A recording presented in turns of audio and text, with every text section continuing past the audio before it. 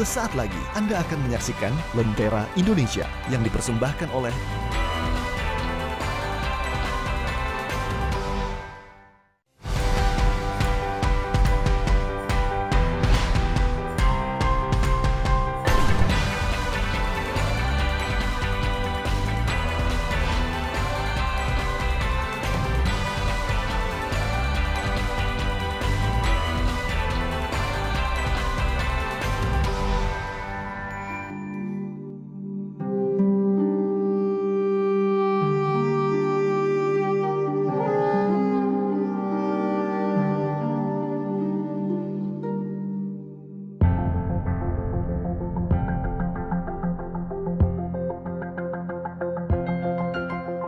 Maluku, negeri dengan pesona keelokan luar biasa.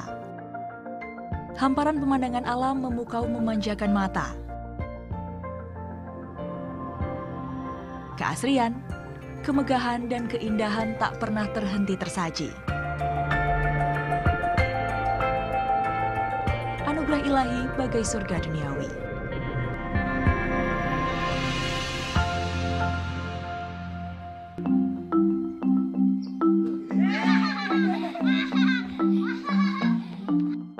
Selain keindahan alam, Maluku juga menyimpan banyak tradisi.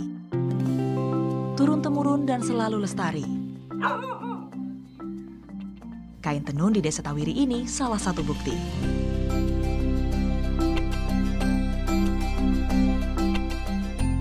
Tenun adalah peninggalan leluhur bangsa yang memperkaya khazanah budaya Indonesia. Sebagai warisan budaya, sayang seribu sayang jika hilang di telan zaman. Itulah alasan Nikodemus Watumlawar, atau yang biasa disapa Pak Niko, bertahan, mempertahankan peninggalan tanah kelahirannya. Tenun Tanimbar. Sesuai namanya, Tenun Tanimbar berasal dari Kepulauan Tanimbar, sebuah wilayah di Maluku, Tenggara Barat. Perjalanan yang tak sebentar pastinya. Butuh waktu panjang bagi pria kelahiran 1965 ini memperjuangkan tenun Tanimbar agar tetap ada.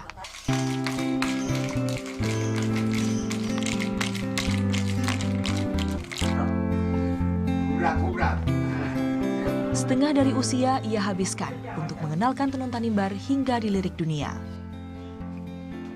Nekat, kata yang cocok menggambarkan awal mula perjuangan. Kalau tidak nekat, bagaimana tahu mimpi bisa jadi kenyataan atau tidak, kata beliau. Itu waktu itu 2 orang aja, termasuk keponakan saya. Itu ini kalau kita tidak jalankan ini atau dari orang tua kita, bagaimana nanti anak-anak yang dari belakang mau. Sehingga kita merebut sampai akhirnya ya kita jalankan apa yang ada saja. Waktu itu modal kami pas-pasannya itu 250.000. Bukan buat kain tapi untuk salendang atau sial. Pak Niko mengenang. Dirinya dan kain tenun tumbuh bersama sejak tahun 1989. 30 tahun berlalu, kenekatan itu membuahkan hasil. Dari sekadar pameran kecil sampai mengikuti pameran internasional, nyatanya jadi bukti perjuangan.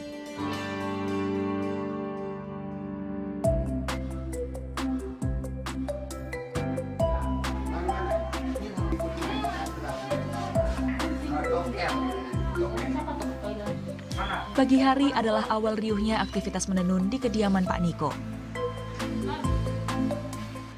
Beberapa masih saudara, lainnya tetangga di sekitar rumah. Sekarang Pak Niko tak sendiri. Ada sekitar 13 orang yang tergabung dalam kelompok tenunnya. Semua hasil tenun Pak Niko memang masih dikerjakan secara manual.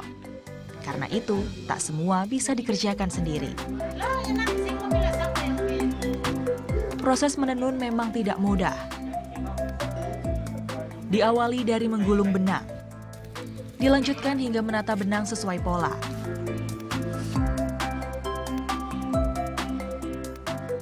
Hingga akhirnya siap ditenun, setidaknya butuh waktu 2 hari. Tidak selama dulu memang. Di masa lampau, untuk menyiapkan benang saja perlu waktu lama.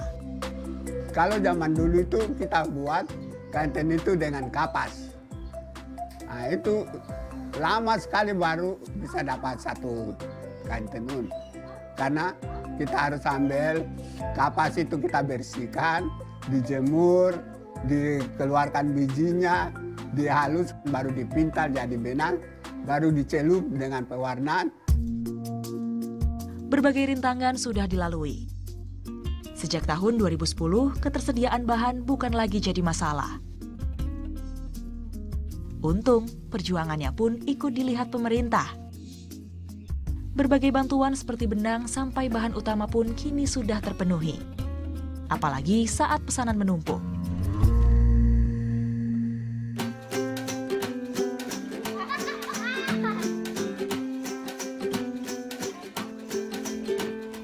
Bertahun-tahun menjalani sekaligus mempertahankan tradisi. Bagi Pak Niko, ini bukan perkara pekerjaan saja, tapi juga warisan ke generasi berikutnya. Di Desa Tawiri, tenun Tanimbar mulai menarik minat baru generasi belia.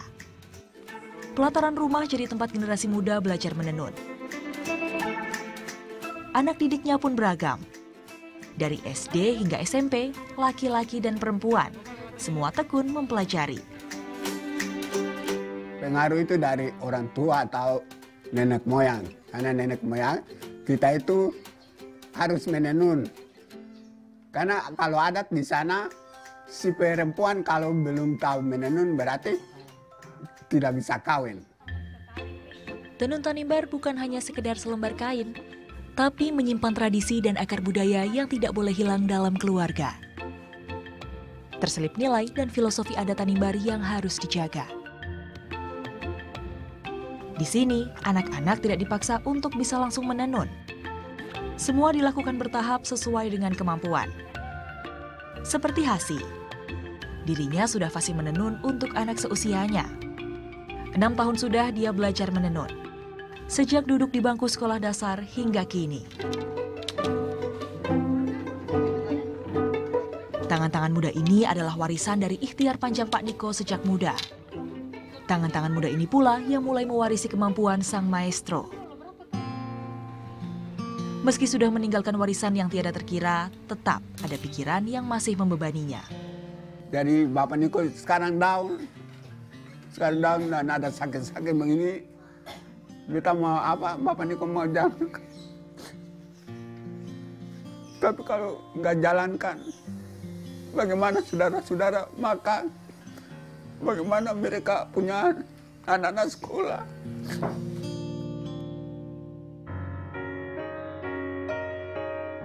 Sederhana memang apa yang Pak Niko rasa. Bukan untuk dirinya sendiri, tapi orang-orang di sekitar yang turut membantu perjuangannya. Makna dan kehidupan yang dituangkan Pak Niko lewat tenun merupakan usahanya menjaga kelestarian kain Nusantara. Tidak hanya di masa lampau dan masa kini, melainkan juga melestarikan untuk generasi yang akan datang di masa depan. Tidak hanya soal kain tenun dikenal makin mendunia, melainkan bagaimana tenun bisa dicintai semua kalangan. Sakitnya, enaknya kita harus giat untuk melestarikan kebudayaan kita. Ya untuk bekerja enggak, tapi untuk bicara untuk sport atau mendorong ibu-ibu atau keponakan-keponakan atau cucu-cucu tetap Bapak Niko maju di muka. Karena jangan tanyakan negara kasih buat apa untuk kamu, tapi tanya dirimu apakah engkau sudah kasih apa buat negara.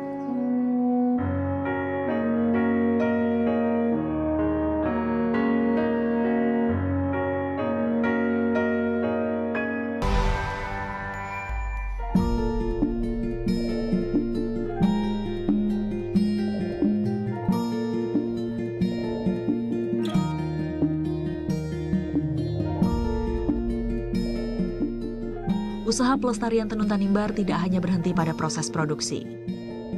Distribusi dan tempat pemasaran produk juga menjadi ruang yang harus tersedia.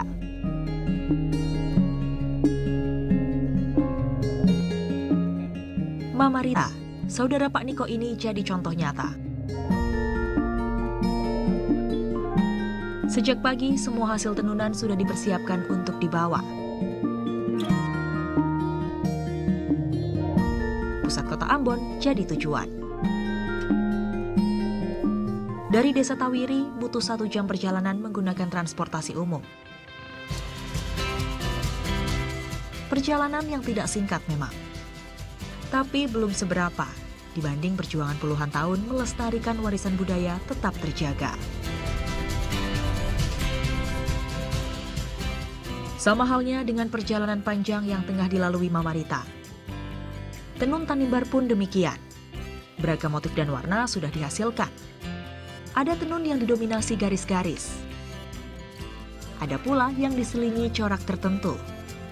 Inspirasinya bisa dari alam di sekitar, bisa binatang, tumbuhan, bahkan manusia sekalipun.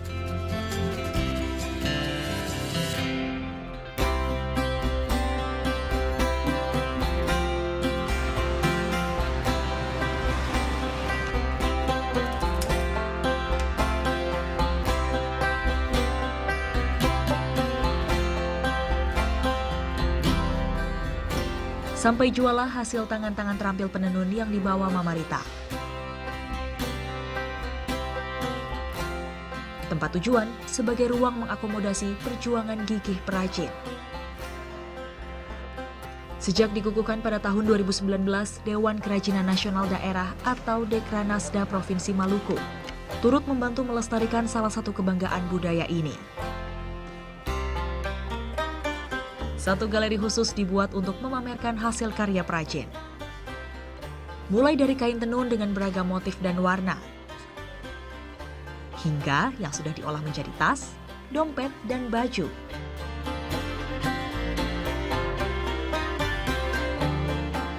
Tidak hanya itu, Dekranasda Provinsi Maluku juga menyediakan benang sebagai bahan utama pembuatan tenun. Secara rutin, benang disalurkan kepada kelompok-kelompok penenun di bawah naungan Dekranasda. Jadi Dekranasda membantu penenun-penenun dengan bantuan berupa bahan baku, bahan dasarnya untuk menenun berupa benang yang sintetis, sehingga mereka pada saat tadu di rumah itu bahasanya diam di rumah. Pada saat masa pandemi ini mereka tetap bisa diam di rumah, tetap bisa menenun dan bisa berproduktif dan menghasilkan menambah kesejahteraan mereka. Para perajin juga tidak perlu lagi memikirkan bagaimana penjualan kain tenunnya. Terjual atau tidak, mereka tetap mendapatkan imbalan dari tenun yang mereka buat.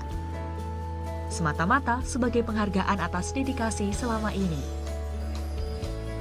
Adanya bantuan bukan berarti para perajin seperti Mama Rita menjadi terlena. Inovasi dalam berkarya justru jadi tantangan lain yang menunggu di depan. Tujuannya agar tenun bisa terus mengikuti perkembangan zaman. Dekranasda Provinsi Maluku juga tidak tinggal diam menghasilkan inovasi bagi para perajin. Saat ini dikembangkan penggunaan 2 serat benang.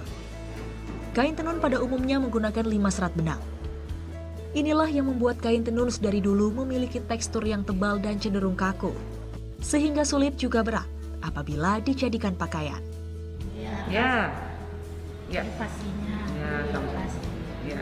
Yang penting tetap semangat, tetap produksi supaya kesejahteraan Ibu Rita, keluarga dan kelompok Tawiri itu sejahtera ya, dan jangan lupa putra putrinya usahakan untuk dilatih supaya bisa menenun, supaya ada generasi nanti.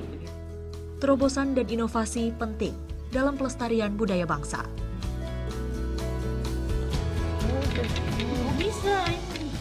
Tidak lain tidak bukan, bertujuan agar kekayaan budaya seperti tenun Tanimbar tetap eksis, terlebih makin berjaya. Nyatanya bukan tanpa hasil. Kini tenun Tanimbar dan Maluku tidak lagi hanya menjadi oleh-oleh atau kenang-kenangan wisatawan, melainkan satu dari kiblat busana warga Maluku yang juga makin dikenal di dunia. Termasuk desainer dalam negeri tentunya. Yang pasti ke depan kami akan ada kerjasama dengan beberapa desainer. Yang pertama desainer Bapak Suwiknyo yang akan memberikan pelatihan tentang tenun dan cara mendesain bahan tenun itu. Alhamdulillah juga sejak kepemimpinan saya di tahun 2019, persisnya di bulan Oktober, kami sempat mengikuti Festival Indonesia di Perth, di Australia. Di sana kami memperkenalkan tenun ikat Maluku dalam fashion show. Yang kebetulan saat itu desainernya adalah Audi.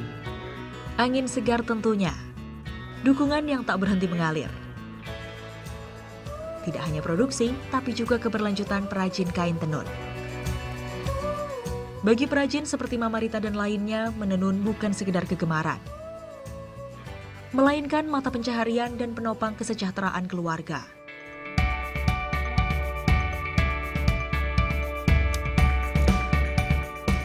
Melestarikan tenun sebagai kekayaan bangsa bukan hanya tugas Mama Rita seorang diri. Bukan juga usaha penenun dalam kelompoknya, tapi dukungan semua pihak. Regenerasi penenun menjadi salah satu jalan. Membawa tenun lewat pameran dan ragam pelatihan juga diperlukan. Tujuannya mengenalkan kain Nusantara dan keindahan budaya ke masyarakat luas.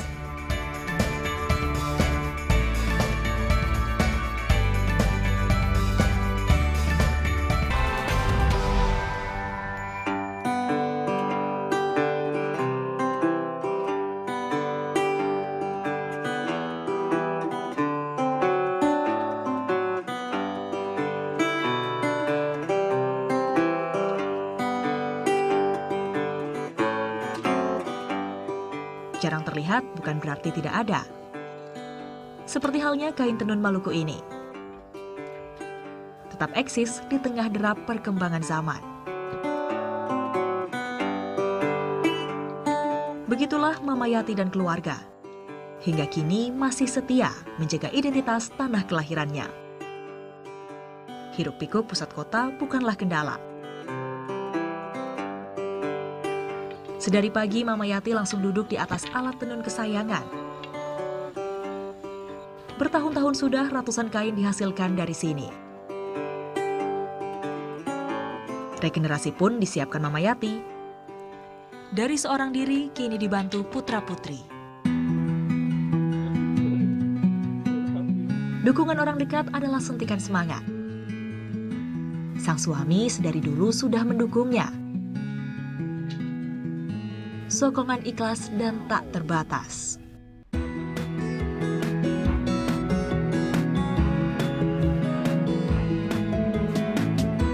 Sebelum Mama Yati menenun, Bapak Yohanis sang suami membuat pola motif terlebih dahulu. Katanya, kalau cinta dengan seseorang, cintai pula kebiasaannya.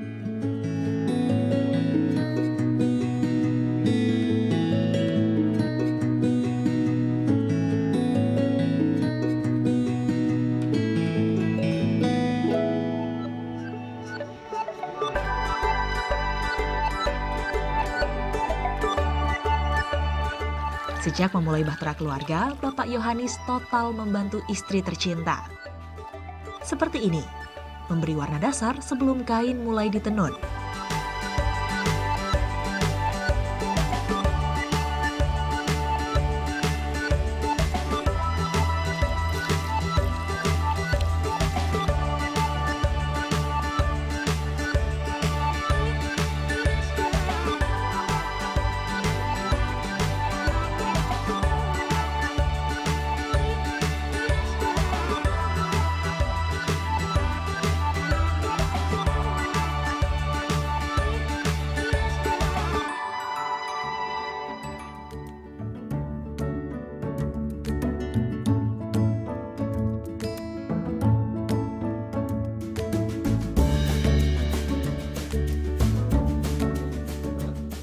Sehari-hari sebelum siang, Mama Yati sudah bersiap. Jalan kaki sedikit ke kota sudah jadi rutinitas tiap hari.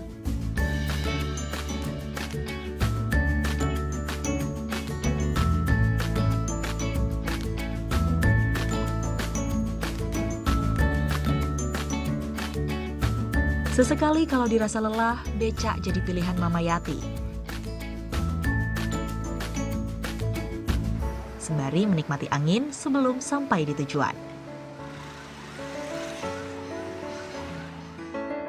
Mama Yati memang sudah lama menjual kain tenunnya ke toko oleh-oleh di Ambon.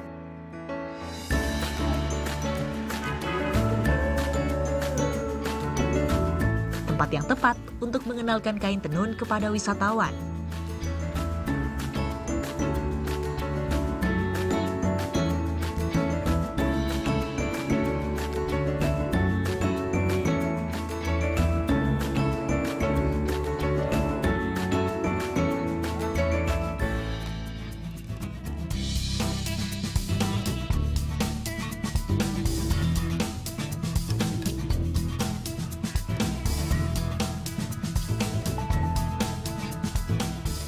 Mama Yati sadar, untuk bisa bertahan, generasi muda mesti dijangkau. Makanya, kain tenun juga harus kekinian. Dari situlah Mama Yati turut memperkenalkan kain tenun lewat cara-cara yang berbeda. Seperti bekerja sama dengan beberapa kafe. Dari kain tenunnya yang penuh inovasi ini, dia dipercaya membuat kain untuk beberapa sosok penting. Ada acara-acara tamu Ibu Widya, Murad Ismail dari luar, dari Jakarta. Ada menteri-menteri, ya, ada pesanan yang dari Ibu, ya kami kerja. Meski perlahan, tapi dia yakin kain tenun juga bisa bersaing dengan produk lain di dalam bahkan luar negeri. Karena dulu kan kita masih memakainya 4-5 urat, tapi sekarang kita memakai 2 urat benang. Makanya peminatnya anak-anak muda, dia enak, nyaman dipakai. Dia kan agak sedikit halus dan dia ringan untuk dipakai. Anak-anak muda punya ini keinginan begitu, mau dibikin apa. Ada yang sebelahnya kain biasa atau sebelahnya tenunan, begitu dia masuk.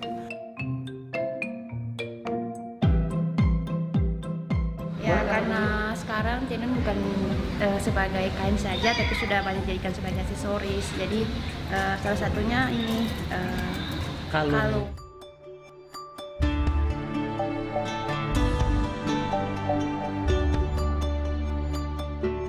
Dari Bapak Niko kita belajar tidak ada mimpi yang tidak mungkin.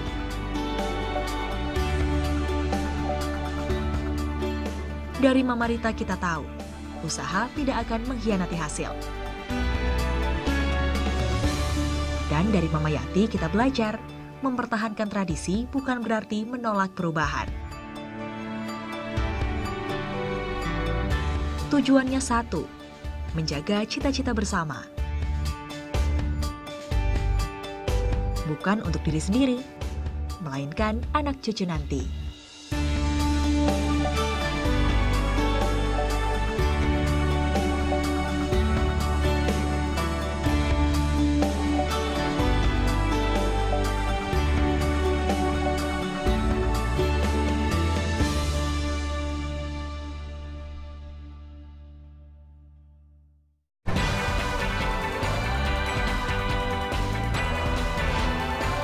Terima kasih Anda telah menyaksikan Lentera Indonesia yang dipersembahkan oleh